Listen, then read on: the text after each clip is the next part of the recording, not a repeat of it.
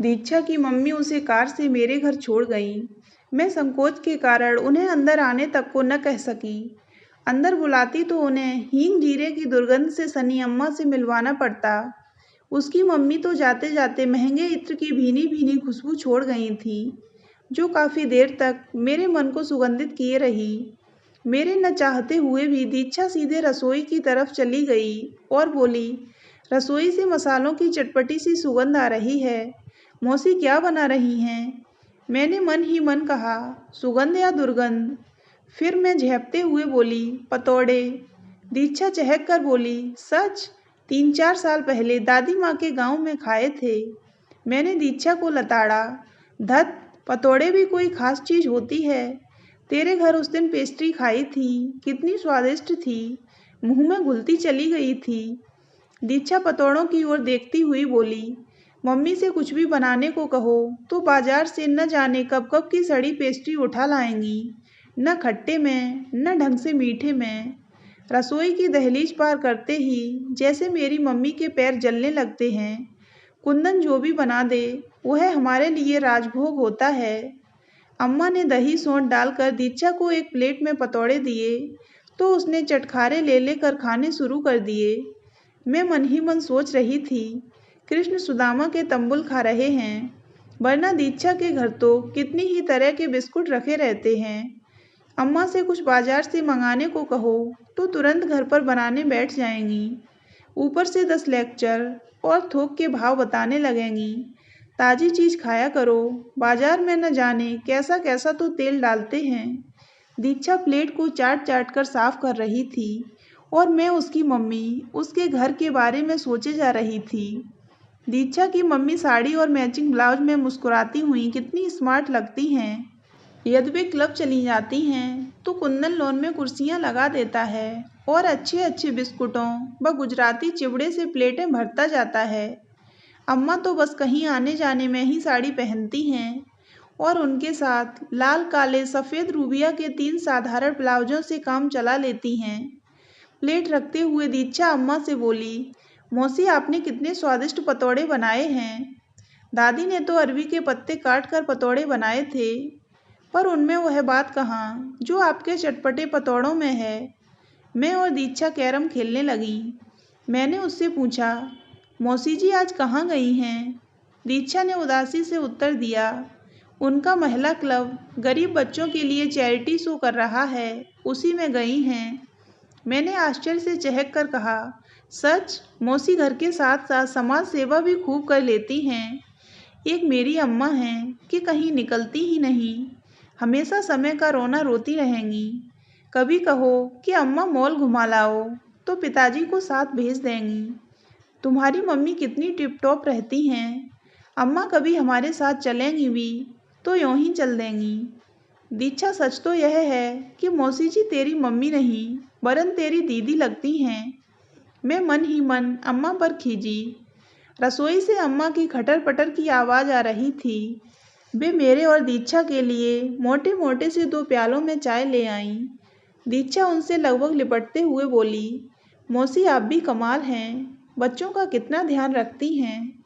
आइए आप भी कैरम खेलिए।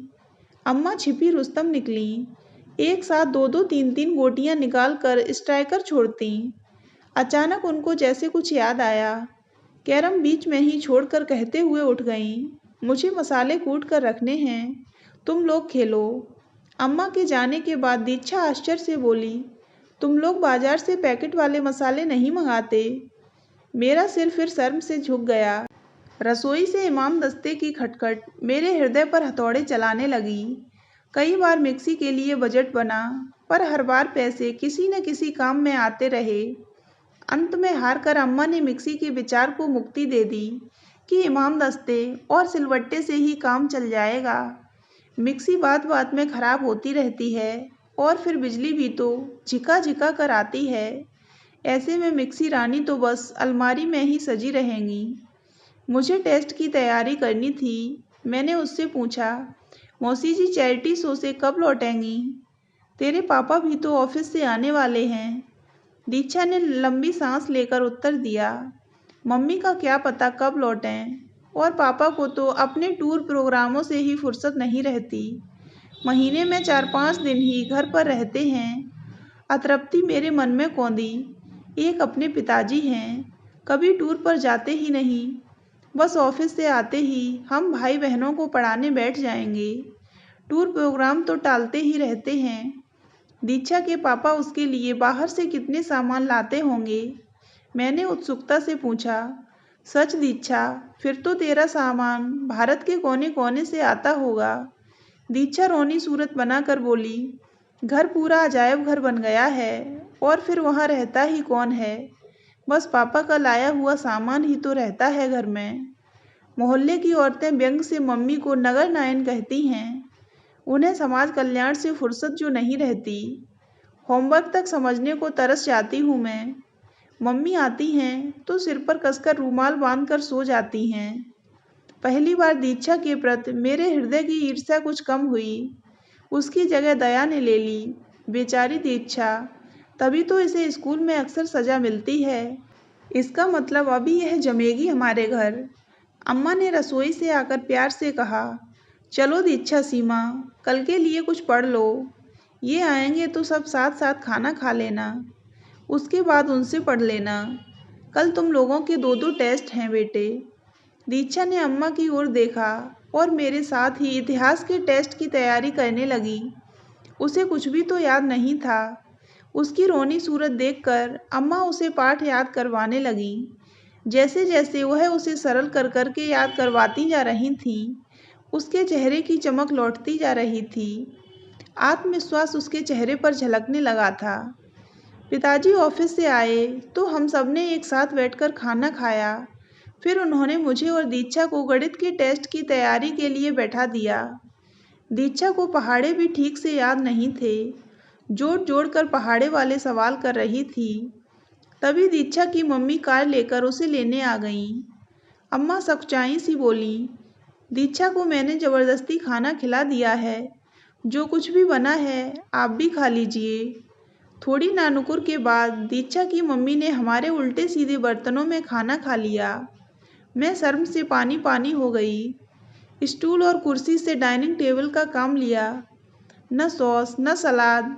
सोचा अम्मा को भी क्या सूझी। हाँ, उन्होंने उड़द की दाल के पापड़ घर पर बनाए थे।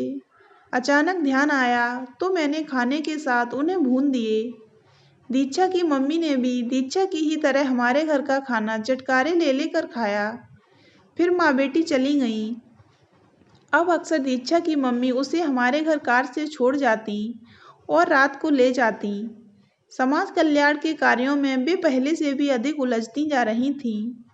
शुरू शुरू में दीक्षा को संकोच हुआ, पर धीरे धीरे हम भाई बहनों के बीच उसका संकोच कच्चे रंग सा धुल गया।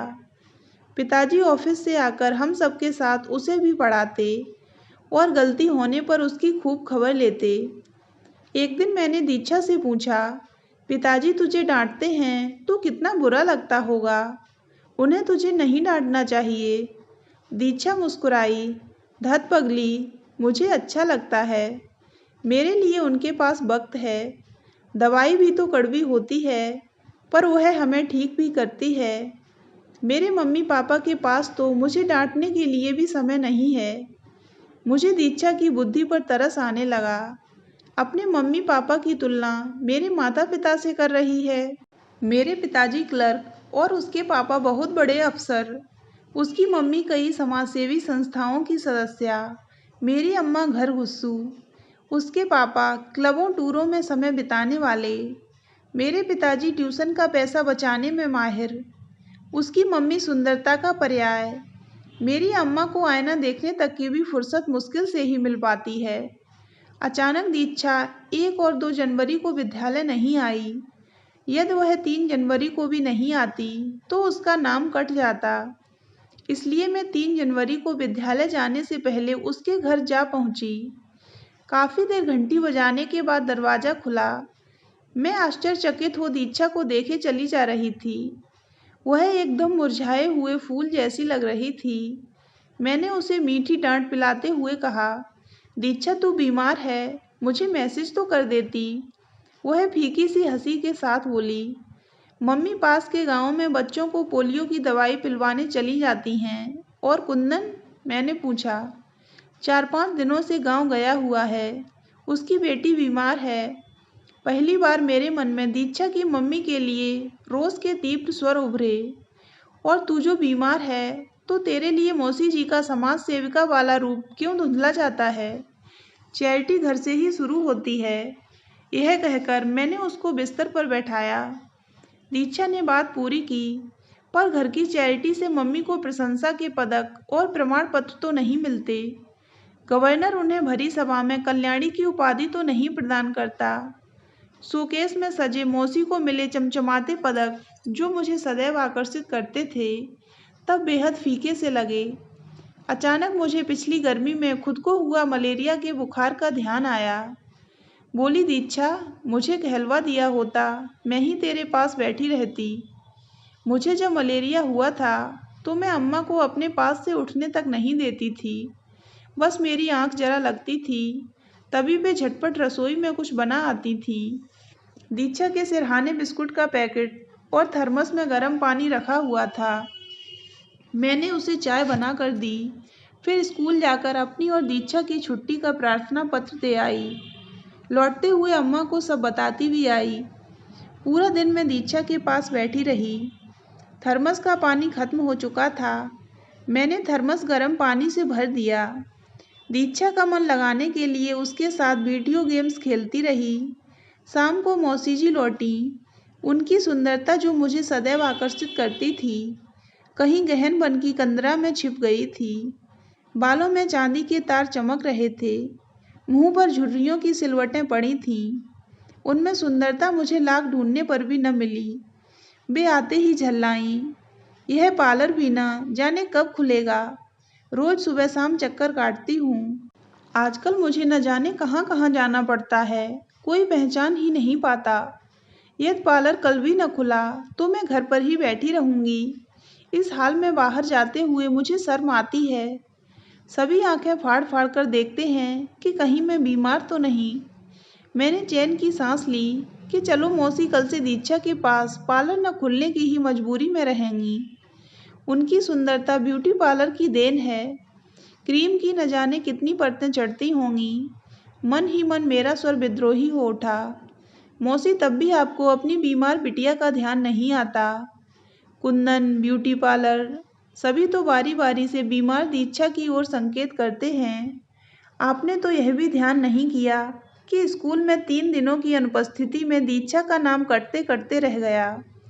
ओह, मेरी अम्मा कितनी अच्छी हैं। उनके बिना मैं घर की कल्पना ही नहीं कर सकती। वे हमारे घर की धुरी हैं, जो पूरे घर को चलाती हैं। आपसे ज़्यादा तो कुंदन आपके घर को चलाने वाला सदस्य है। मेरी अम्मा की जो भी शक्ल सूरत है, वह उनकी अपनी है, किसी ब्यूटी पार्लर से उधार में मांगी हुई नहीं। यदि आपका ब्यूटी पार्लर 4 दिन भी न खुले तो आपकी सुंदरता दम तोड़ देती है।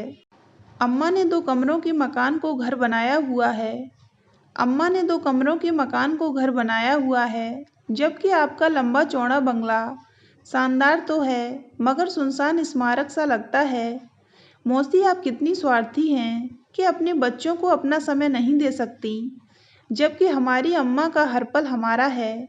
मेरा मन भटके पक्षी सा अपने नीड़ में माँ के पास जाने को व्याकुल होने लगा। तो दोस्तों, अगर आपको ये कहानी अच्छी लगी हो तो वीडियो को लाइक करें और ऐसी ही अन्य कहानियाँ सुनने के लिए हमारे चैनल को सब्सक्राइब अवश्य करें।